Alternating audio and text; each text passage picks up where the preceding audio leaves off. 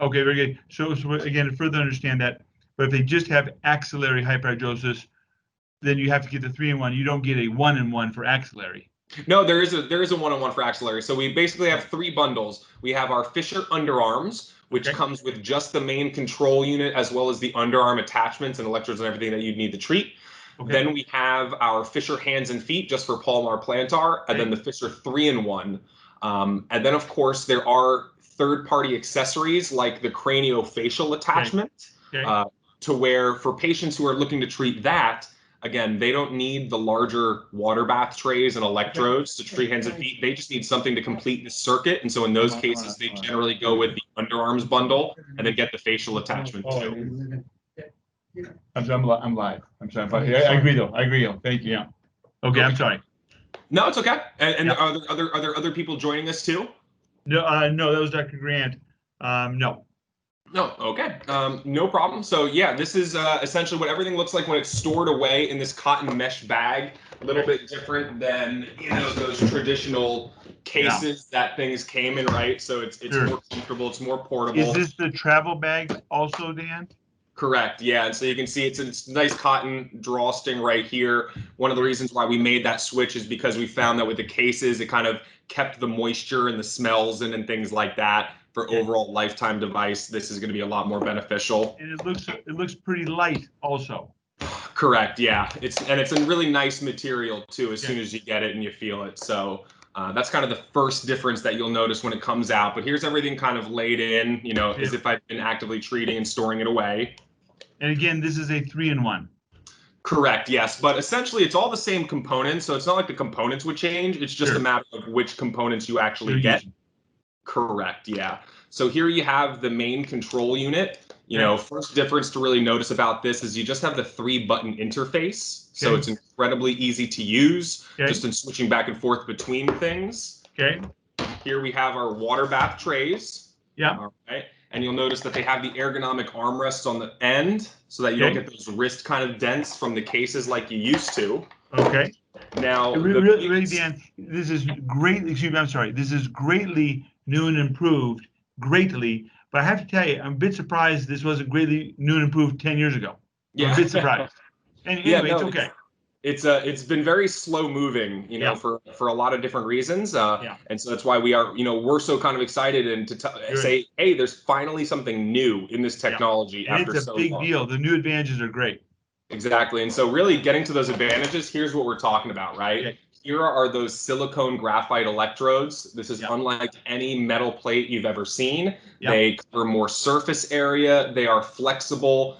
The flexibility particularly comes in handy when you're dealing with those axillary patients, because now your underarms, it's contouring to that surface more effectively than those rigid traditional metal plates would have.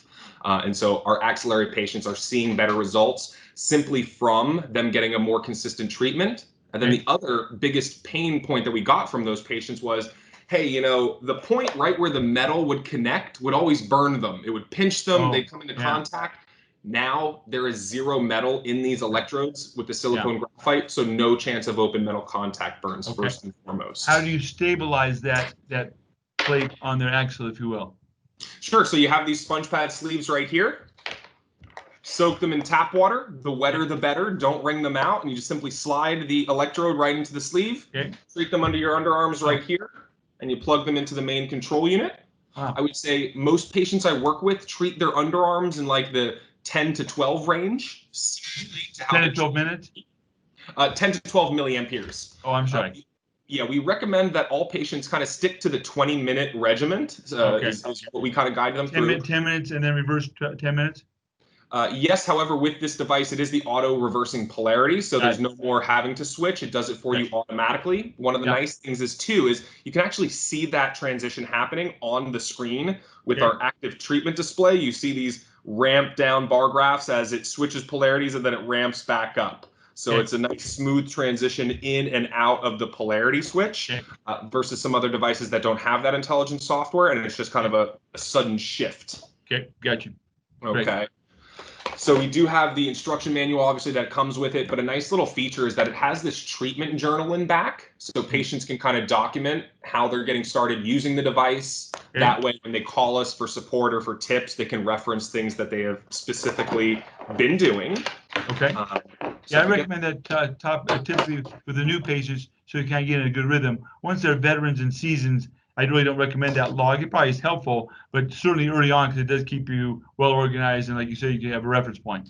Yeah, exactly. And the other nice thing is with this, it does have a one-touch memory. So essentially, after you've reached your regimen where you know what you're treating at and for how long, you're always only one button touch away from actually starting your treatment. Okay. So if we were to set this up, you have your main power cord, you're plugging in your main control unit. Okay. Once you've hit the set button one time to essentially just set any of the parameters, yep, the device is now active and ready to go. What if you set the parameters incorrectly or inaccurately? Well, again, it's always remembering your last settings. So as long as, but first time out of the box, it defaults to very low settings. So it gives you an opportunity to start very low, take it through. It's not like you could plug it in, turn it on, and accidentally press it and get zapped or anything. It's not going to do anything until you've actually hit the set button at least one time to go through that. So that's kind of the safety precautions in that. But you also have some nice new features like an anti-shock guard. That's technology that proactively recognizes those voltage peaks and shuts off the power. So you no longer get those kind of uncomfortable zaps that previously you took a hand out too quickly, you had to make an adjustment, something like that, to where iontophoresis was previously, very reliant upon someone else. Now it is very self-sufficient. Okay. And you mentioned 10 to 12 milliamperes for the axilla. What's the guideline for palmar plantar? So for hands, most of my patients treat again in that similar 10 to 12 range because the skin on the palms is more sensitive than the feet. That's why I find my patients who are treating for plantar are generally in like the 12 to 15 range for their feet, so a little bit higher. But I've also had patients who are the opposite is true. So it's very important that people are very open to and not just want to follow what someone else is doing, that they're very flexible to try to discover what works best for them. And always we tell them, don't hesitate to call us and talk to your treatment specialist. We'll walk you through it to help establish that routine and everything. Okay. And are you is the patient trying to maximize that? Meaning if they can tolerate 10, fine, but if they can tolerate 15, is it better clinically, do we know? Yeah, so the idea is that as long as it's not painful, you're okay to move up. I think a lot of patients who are especially new to iontophoresis, they almost have a strongman mentality to it, to where they're like, well, the higher number must be more effective. And that's not true. Really, it's about consistency. Okay. So again, 10 treatments of 10 milliamperes doesn't necessarily equal 5 treatments of 15. Correct, yes. It's really doing it Monday, Wednesday, Friday, or whatever it takes to get you dry, and then you do the maintenance once a week or whatever it is. Exactly. Everyone's body resistance is different, so that's where it's very difficult to come up with a round set of this is how you should be doing it. And then depending on your machine and voltage capacities and things like that too, right?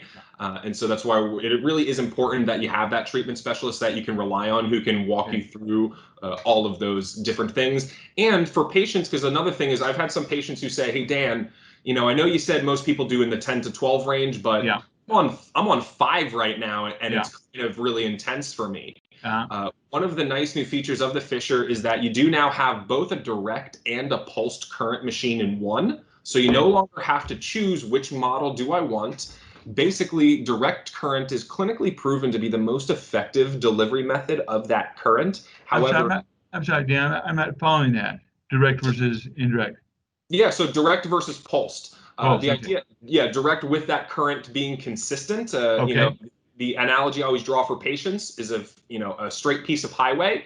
Imagine direct current is accelerating your car to 65, maintaining that speed until you get to your destination, and you decelerate and you're there, right? That's direct. What pulsed does is pulsed takes you up to 100 miles an hour and then immediately back down to 0 and back up to 100 all the way down the highway. So at any point you would have tolerated higher levels and gone faster. However, it's not consistently distributed. So for patients who are maybe having those sensitivity issues or have had sensitivity issues in the past with iontophoresis, that pulsed current setting allows them to tolerate the higher milliamperes without the discomfort. Okay. And are you implying that the old unit had the direct or pulsed option? The old unit was actually only direct, so you didn't have a pulsed current. And then some other models out there have either, you can go with the direct model or you can go with the pulsed model. And then so now we offer both direct and pulsed in the one machine. Okay, and so you select, as the patient, you select direct or pulse, but we think that probably pulse, in terms of what you described, is clinically more effective, probably. Direct is more effective. So direct is clinically proven to be more effective. Okay. What I kind of walk my patients through is, for the first, we have a 3-phased kind of treatment approach to this. So for the first couple of weeks, they're using the device every other day for the 20 minutes until they're starting to see the results. Okay. At which point begins phase 2, when they're weaning themselves off of it and basically stretching from every other day to twice a week to once a week. Okay. Phase 3 is what we call their maintenance phase, where basically they've fallen into the rhythm and now they're almost just needing to treat on an as-needed basis to maintain their dryness for long stretches. And for once patients reach that maintenance phase, that's when I recommend, hey, you can maybe switch over to the pulsed because it's more comfortable, and then that's what they move forward with kind of long term. And you say that's more comfortable than the direct? Correct, yes. Okay. And should a patient necessarily, when their hands are in the bath, should they necessarily, at 10 to 12 milliamperes, should they feel pain? No, absolutely not. And again, everybody should they feel anything? Should they feel anything? Yeah, well, again, it's hard to say. So personally, when I treat here in the office, I can only tolerate an 8. I'm kind of sensitive to it, and the idea of doing 10 to 12 for me would be unheard of. But I've also had patients who started out and said, hey, Dan, I can immediately tolerate 15, 18. Is that okay? And yes, the answer to that is yes, as long as it's not uncomfortable for you.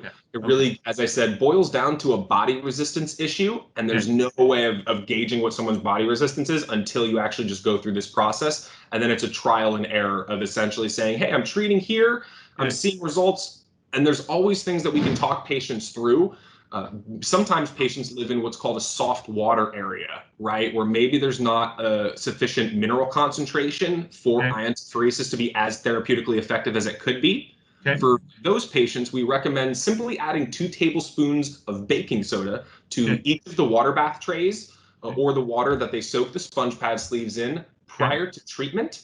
That can help balance those pH levels and can help the patient see better results without having to go to like a bottled water source or anything like that. I typically prescribe Robenal 4 milligrams forte to put in the bath as they're doing their palms. That's what I typically do. And it seems like there's clinical advantage to that. Do you have a thought on that? Every dermatologist, you guys are the experts. Everyone has their own different opinions. I did have a chance to attend a hyperhidrosis masterclass last year at George Washington University, and I got to hear several dermatologists speak about their different preferences for adding things to the water. I think I've had patients with severe cases who've, that's what they had to do, and that's the route that they had to take. Ideally, the nice thing about iontophoresis is that, as we've mentioned before, it's self-sufficient, right? You have it, it's a long-term, you have it forever. I've had patients who've had the same device for 20 plus years. And if you can get off of being reliant upon prescriptions and refills and trips to the pharmacy, fantastic. All the better. But if not, keep working with your doctor and dermatologist to develop that treatment schedule that's right for you. Okay. And on that third phase, by the way, I've never instructed my patients to just do PRN. I still get them on some sort of routine. If it's every other week, every third week, whatever, but I always put them on a routine. I don't say, okay, when you start sweating, start doing it, because I think they stay more clinically dry consistently and continuously that way. So, For sure. Yeah, I would say most patients, again, I think it's a routine. And I've had patients who tell me, hey, Dan, I just every other Saturday, I sit down, I pop on Netflix, I treat. It's also a mentality thing. So the less that you can think of it as a treatment and more of just, like a little spa session, something like that, it goes a long way too. But most patients I work with, once they do reach that maintenance phase of things, they really only need to use the device once every couple of weeks to maintain their dryness. So in the long run, it's not too time consuming to fit into your schedule either. Okay. And what if you have a difference of milliamp requirement for your palms versus your soles? Meaning, you can treat these simultaneously. So you can't switch the box to be different. So either the feet suffer or the hands suffer or vice versa. You clinically still get benefit without a doubt both. But in the pure sense, if you need 10 milliamps for your hands and 15 for your feet, do you have to do them separately then in theory? Well, so what we do is we advise patients to start out using iontophoresis separately.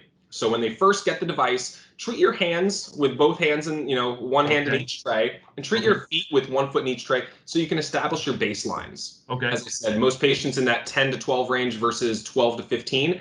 That way, after a couple of weeks, once you start to seeing results, you can transition to doing hands and feet at the same time, and you're basically splitting the difference. So if you had done 10 and 14, now you're treating it at 12 when you do both.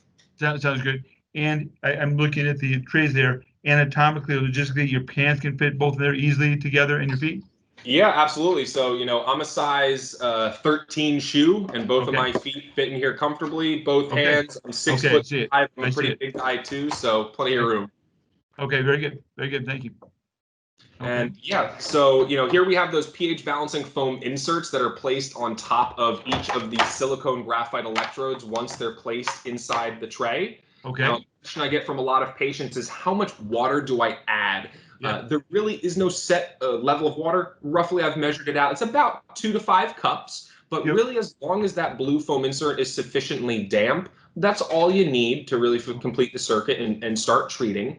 Okay, question on that. Yeah. Typically, clinically, I tell them to fill it adequately so that their hands are fully immersed, because then in their hands, the eccrine glands, everybody's different. It comes up somewhere in here. So clinically, usually I've told them to cover their hands with water. But you're telling me with this, maybe it's a little bit more efficient. You don't quite need to have to cover your hands quite. Yeah, and here's actually why I'm going to advise you not to submerge your entire extremity. The skin on the top of your hand and the top of your feet, again, a different consistency than your palms and soles. And because electricity likes to gravitate into the path of least resistance, that's when you can actually start migrating the current and the treatment away from those really needed areas, and it starts treating more of the tops. So what we want to do is really, if you can look at the tan line kind of on your hand and foot, that's about the highest that you want the water to come up. However, there are patients where they're like, it's also the top of my foot or this part, right? So for those patients, what we recommend is kind of a very simple hack just to be more effective. For feet specifically, wear a pair of damp socks during the treatment.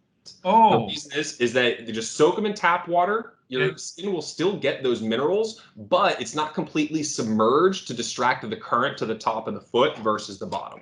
So again, you advise just really immerse your hands, but really not the tops of your hands, your feet, not the tops of your feet. Correct. Yes. You do not want to extend the entire extremity in there, because again, it's where you get less consistent treatment, because it's generally the palms and the soles that are the main concern, with some additional sweating on top. And when patients submerge the entire thing, that's where it either takes longer for them to get those results, or they start seeing it on the top more so than the bottom. The bottom's still real problematic. So again, that hack of wearing just cotton gloves, cotton socks, soaking them in tap water and wearing during your treatment will allow you to treat those other areas outside of that initial intended space. Dan, excuse me, my office is calling me real quick. 1 second. Yeah, no worries. Hello? No, I'm sorry, they hung up. So again, I want to better clarify this.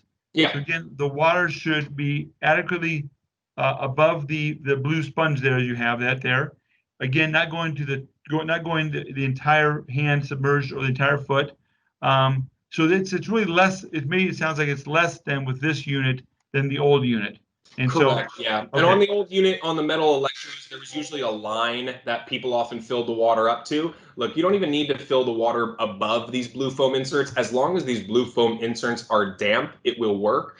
The machine will actually give you feedback if there's not enough water. So if you've poured water in and you're all set and you go and place your hands in and the device does not start up automatically, that lets you know that try adding more water. Another quick tip. For some patients who maybe have, body resistance issues or anything like that, and they're like, hey, I'm placing my hands in, there's plenty of water and it's still not going. Okay. One of the things that the machine does is it identifies those resistance issues. Something you can do to work around that, just add warmer water to the trays. that can help stimulate the capillaries, which can help open up and reduce that body resistance to iontophoresis. Okay, I've typically instructed patients to fill the bath water with room temperature water. Do you have an opinion, warm versus cold versus what you said? Yeah, no, room temperature's fine, and then only if if your experience is, man, it takes a second to start or anything like that. That's where I advise them to use a little bit warmer water and maybe try add a little bit more water too. Okay, so if anything, more warm than cold, if anything. Correct. Yes, yeah, because the warm is going to stimulate the capillaries, which will help reduce that body resistance.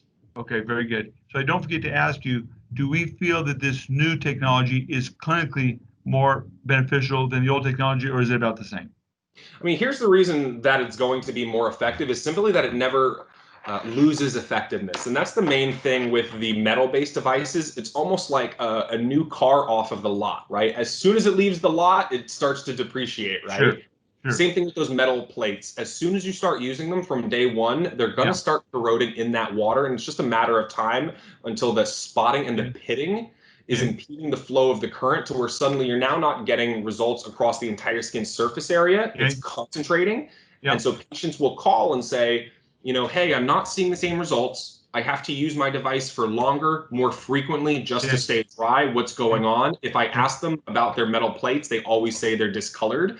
And so because these will never corrode, therefore they maintain effectiveness for much longer. And, from citing the scientific case studies and papers, iontophoresis overall has been proven to be 91% successful. However, if you were to look at just overall patient return rates, it is much higher than that, the success rate, because we have, closer to like 1 to only 2% of patients who ever, return the device within their, 60-day money-back guarantee window.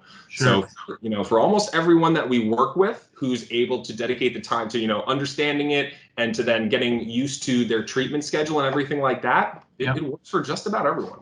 No question. The great majority of people that we prescribe this to is palmar hyperhidrosis, just so you know, typically beyond much more frequent than plantar or much more frequent than axillary.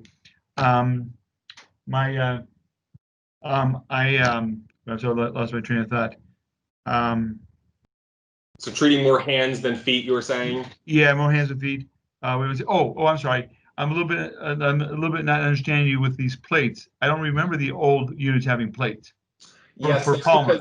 Yes, you were actually, the device you had in office was a few design iterations behind. So even with your device, that original legacy MD1, it had these small electrodes that were built into the trays. Okay, that's what I thought. The problem with that is that it wasn't concentrating the current. If you could think of it like a Gatling gun, right? It's kind of just spraying that current throughout the water, and there's no way of making sure that it's really concentrating the skin surface area. So that's why the next phase had these little skinny metal plates.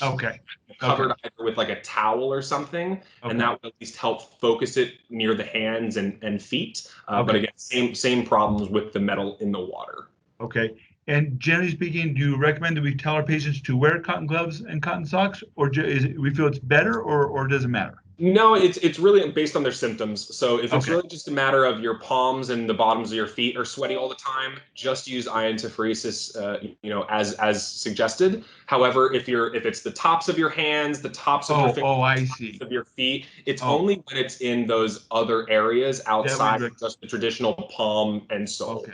So if it kind of seeps up a little bit into the top of the hand or what have you, if we wear the gloves or wear the socks, then the treatment really gets those areas as well. But if it's true the traditional palmar plantar, just go without gloves and okay, got it. Exactly. Yep. Okay, good. Okay, great. Okay. And so here basically, we have the setup. Once you have everything plugged in, as I said, the machine does start on its own once you've had it set and everything. With the 3 buttons, very easy to navigate everything. And then once you're done with your treatment, it'll actually beep to let you know that it's all done. Once it reaches 0, you can safely remove your hands and feet and you're all set. And is the machine just set specifically at 20 minutes, or do you as the operator set the time? You as the operator can set the time. 20 minutes is the max. So, that's generally what we recommend patients treat at. However, for some patients who are starting out, they may have to, after the first couple of weeks and they're saying, I'm still not seeing results. Sometimes we then transition now doing every day for 15 minutes instead. It's almost like a jogger who has to break through to get their second wind. And it's once you then break through, you can, as other patients do, start to wean yourself off of using the device. But for some people who are very new to iontophoresis, they have to go down to 15 minutes every day, but definitely don't want to be doing more than 20 minutes. I've dealt with a lot of patients who say, hey, can the machine go for longer, or do I have to restart it and start treating again? And I first say, well, you don't want to do that. You know, if you're doing over 20 minutes, you're over treating. And it's definitely something you want to think about. I recommend all patients really start at 20 minutes, and quite honestly, that's where they just stay up forever. It's just a matter of the frequency. You know, Monday, Wednesday, Friday for the first 3 weeks, you know, Monday and Friday for the next, you know, that type of thing. But I've always had the 20-minute model, so to speak, and then they back down to once a week, once every other week, or what have you. Absolutely. Yep. Okay, that sounds great. I really appreciate your help with this. It's very helpful. Anything else you want to talk about? No, those are really, the highest level features of being able to treat underarms, everything, and all the stuff. And so, I'll send you a recording of this, Dr. Papadeas, so you can share it like with your staff and everything like that. If anyone has any questions and anything comes up, you just direct them my way. Okay. Good. Thank you very much for your help. Again, the level of technology that's improved with this device now, it's fantastic. I applaud you guys, salute you guys. It's really helpful for patients. They really appreciate it. Well, thank you very much, Dr. Papadeas. You have a great rest of your day. Thank you too. Bye-bye. Thanks for your time.